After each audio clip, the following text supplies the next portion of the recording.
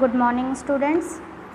मैं आप लोगों को आज से हिंदी पढ़ाऊंगी। वैसे तो मैं फिफ्थ में ऑनलाइन क्लासेस में लॉकडाउन में पढ़ाती थी आप लोगों को, लेकिन उस टाइम तो बुक अवेलेबल नहीं थी, तो इस वजह से हम सिर्फ क्या पढ़ पाए थे, व्याकरण पढ़ पाए थे। लेकिन आज से हम क्या करेंगे, हिंदी साहित्य पढ़ेंगे। ठीक है। सबसे पहले मैं एक बात बता देना चाहती हूँ आप लोगों को। आप लोग फिफ्थ क्लास में आ गए, बड़ी क्लास में आ गए हैं, तो हिंदी को ना 2 पार्ट में डिवाइड किया गया है। ये नहीं कि हिंदी और व्याकरण, नहीं, व्याकरण तो अलग है, वो तो शास्त्र है एक, मतलब हिंदी सिखाने का। ये जो हिंदी है, हिंदी को ही 2 पार्ट में डिवाइड किया गया, हिंदी साहित्य को, एक तो गद्य और दूसरा पद। ठीक है। तो जो ये कविताएं होती है वो काव्य खंड की होती है, यानी कि पद खंड की होती है। तो उसके बारे में आप लोगों को मैं आज पढ़ाऊँगी। इस आपका पहले चैप्टर में जो है वो कविता ही है। कविता क्या होती है, कवि द्वारा लिखी जाती है। इस कविता में मैं सबसे पहले आप लोगों को ये बताना चाहती हूँ, इस कविता में जो कवि ये कहना चाहते हैं कि गौरव, जो हमारे भारत की गौरव है उसके बारे में बात कर रहे हैं। भारत के गौरव के बारे में बता रहे हैं कि हमारा भारत कितना महान है, यहाँ पे किस किसने जन्म लिया, किन किन लोगों ने क्या क्या किया, और भारत का जो चित्रण बता रहे हैं, सुंदरता के बारे में बता रहे हैं, सांस्कृतिक इतिहास, इन सब की सुंदरता का चित्रण कर रहे हैं इस चैप्टर में, और कविता के द्वारा उसे व्यक्त कर रहे हैं। तो मैं पढ़ने जा रही हूँ। ऊंचा खड़ा हिमालय आकाश चूमता है, नीचे पखार पगतल नित्य सिंधु झूमता है। गंगा पवित्र यमुना नदियाँ लहर रही हैं, पल पल नई छटाएँ पग पग छहर रही हैं।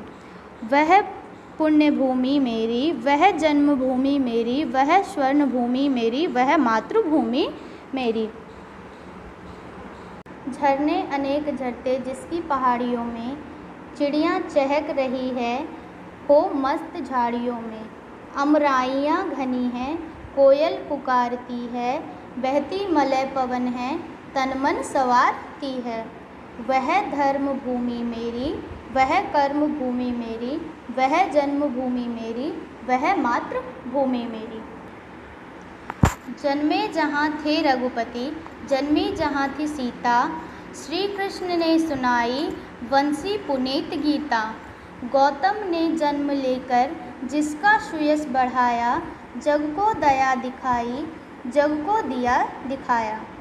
वह युद्ध भूमि मेरी, वह बुद्ध भूमि मेरी, वह जन्मभूमि मेरी, वह मातृभूमि मेरी। मैं आप लोगों को एक बार और पढ़ने के बाद इसकी मीनिंग समझाऊंगी। ऊंचा खड़ा हिमालय आकाश चूमता है, नीचे पखार पगतल नित्य सिंधु झूमता है। गंगा पवित्र यमुना नदियाँ लहर रही हैं, पल पल नई छटाएँ पग पग छहर रही हैं। वह पुण्य भूमि मेरी, वह जन्मभूमि मेरी, वह स्वर्ण भूमि मेरी, वह मातृभूमि मेरी। जो कवि हैं यानी कि सोहन लाल द्विवेदी जी हैं, वो इस पंक्ति द्वारा यह कहना चाहते हैं कि जो ऊंचा हिमालय है, हिमालय पर्वत है, वो क्या उसकी लंबी लंबी चोटियाँ जो है आकाश को चूमती है, और जो देखकर जो बहुत ही सुंदर लगता है देखने में। और ये हमारे देश का सबसे ऊंचा पर्वत है, जो हमारे देश की भारत माता की गौरवता का प्रतीक है। उसी के दक्षिण दिशा में, इस देश के दक्षिण दिशा में जो है वो हिंद महासागर है, और वो हिंद महासागर जैसे मानो कि खलखल हंस रहा हो, भारत माता के पग पखारने के बाद वो इतरा रहा हो, खुश हो रहा हो।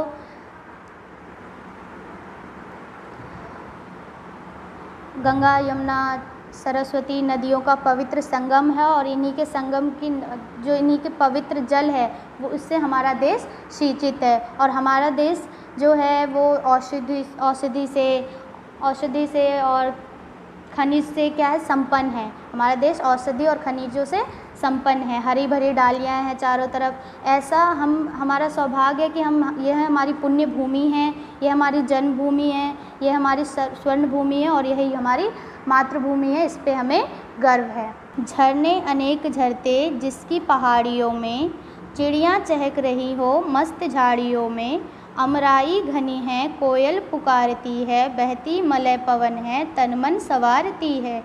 वह धर्म भूमि मेरी, वह कर्म भूमि मेरी, वह जन्मभूमि मेरी, वह मातृभूमि मेरी। इस पंक्ति में कवि यह कह रहे हैं कि जो भारत के पर्वतीय क्षेत्र में जो नदियाँ बह रही है, कल कल बहती हुई झरने हैं, यहाँ की शोभा बढ़ाते हैं। और इन हरे भरे वन्य प्रदेशों में चिड़ियों की मधुर आवाज़ सुनाई देती है। से वातावरण जो है, भारत का वातावरण जो है मस्त हो जाता है। चिड़ियों की चहचहाट से, मधुर आवाज़ से जो भारत का वातावरण है वो मस्त हो जाता है, झूमने लगता है। आम के घने घने बगीचे हैं, बगीचे में बसंत ऋतु के आगमन पर कोयल की मीठी कूक सुनाई देती है। भारत के दक्षिण में हिमालय पर्वत से बहने वाली शीतल और सुगंधित हवा प्राणों के मन में स्फूर्ति भर देती है, मतलब कि हमारे अंदर स्फूर्ति जगा देती है। जो ये वातावरण इतना अच्छा हो जाता है तब भर देती है। यहाँ अनेक धर्मों की स्थापना हुई है, जहाँ मनुष्य को एक नई जीवन की दृष्टि मिली है। यह देश काम प्रधान देश है। जो ये देश है वो कर्म प्रधान, काम आगे होता है इस देश में, बहुत ही सब लोग अपने काम वाम में लगे रहते हैं। ये कर्म प्रधान देश है, जो सब कमाते हैं खाते हैं यहाँ पे। इसकी सेवा सम्मान है। मेरा भारत भूमि मेरा है, ये मातृभूमि मेरी है, मातृभाषा है, जो मुझे सदैव कर्म और धर्म की मार्ग पर चलने की प्रेरणा देता है। में जहाँ रघुपति, जन्मी जहाँ थी सीता, श्री कृष्ण ने सुनाई बंसी पुनीत गीता। श्री कृष्ण ने सुनाई वंशी पुनीत गीता, गौतम ने जन्म लेकर जिसका सुयश बढ़ाया, जग को दया दिखाई, जग को दिया दिखाया। वह युद्ध भूमि मेरी, वह बुद्ध भूमि मेरी, वह जन्मभूमि मेरी, वह मातृभूमि मेरी।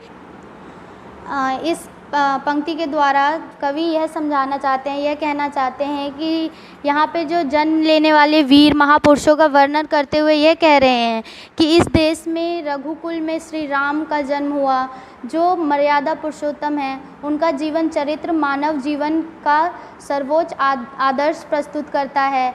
यहाँ सीता जैसी पवित्र पतिव्रता व धर्मपरायण स्त्री का जन्म हुआ, जिन्होंने नारी धर्म का आदर्श स्थापित किया। यह द्वापर युग में श्री कृष्ण, यहाँ पे जो द्वापर युग में फिर श्री कृष्ण ने जन्म लिया, जिन्होंने महाभारत के युद्ध में गीता का उपदेश देकर मनुष्य को नित्य कर्म की शिक्षा दी, अच्छे कर्म करने की शिक्षा दी। बौद्ध धर्म के संस्थापक गौतम बुद्ध ने मानव को प्रेम और अहिंसा का पाठ पढ़ाया। बौद्ध धर्म के संस्थापक गौतम बुद्ध के बारे में आप लोगों ने सुना होगा, जिन्होंने बौद्ध धर्म की स्थापना की थी। उन्होंने धर्म के संस्थापक थे और उन्होंने मानव को प्रेम और अहिंसा का पाठ पढ़ाया। उनके मन के दीपक से आज विश्व के समेत अनेक देशों में अलौकिक है। जो उनका जो ये उनके कहने पर लोग मोह माया आदि के विकारों से मुक्त होकर ज्ञान मार्ग पर चलने का, उन्होंने ज्ञान मार्ग पर चलने का संदेश दिया कि मोह माया को छोड़कर ज्ञान मार्ग पर चलो। कवि कहते हैं, यह भारत भूमि मेरी, यह जन्मभूमि मेरी, जो शांति का वाहक है तथा धर्म का रक्षक है। ऐसे जन्मभूमि पर मेरा जन्म हुआ, मैं बहुत सौभाग्यवान हूँ। बस आप लोगों को ये कविता पढ़नी है, रीड करना है जैसे मैंने किया, और इसका ऑडियो मुझे सेंड करना है, जिससे मुझे पता चले आप लोग पढ़ रहे हैं कि नहीं, अपना होमवर्क कंप्लीट कर रहे हैं कि नहीं, ठीक है। और जो जिस पे मैंने टिक लगाया है, ये डिफ़िकल्ट वर्ड्स आप लोगों को, जो कठिन शब्द है वो आप लोगों को याद करना है, क्योंकि मैं इसका कभी भी डिक्टेशन ले सकती हूँ। डिक्टेशन ले सकती हूँ, तो ये आप लोगों का एक तरीके से होमवर्क है। इसे पढ़ना है, जो इसका भावार्थ मैंने समझा है इसको सुनना है 2-3 बार और अच्छे से समझना है। बच्चों, ये लेसन फर्स्ट का शब्दार्थ है, मैं बता देती हूँ एक बार पढ़ के। पखार नाम का अर्थ होता है धोना, पग पैर, अमराइयाँ आम का बाग, पुनीत यानी पवित्र,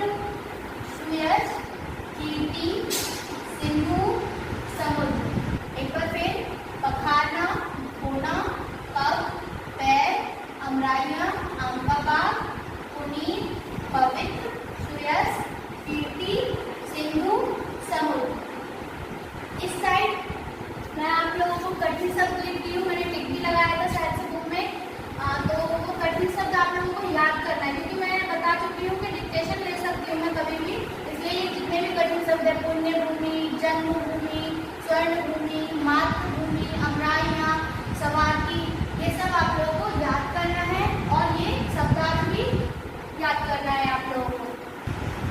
जो ना समझ आए आप लोगों को वो मुझसे कमेंट सेक्शन में पूछ सकते हो, और जो इसका भावार्थ समझाया है मैंने इस कविता का, उस भावार्थ को पढ़ना है, समझना है, 2 बार सुनो, 3 बार सुनो, जितने बार सुन के समझ आता है पूरा समझो प्रॉपर, क्योंकि पहला चैप्टर है और अच्छे से समझ आना चाहिए। और जो नहीं समझ आता मुझे कमेंट सेक्शन में पूछ सकते हो।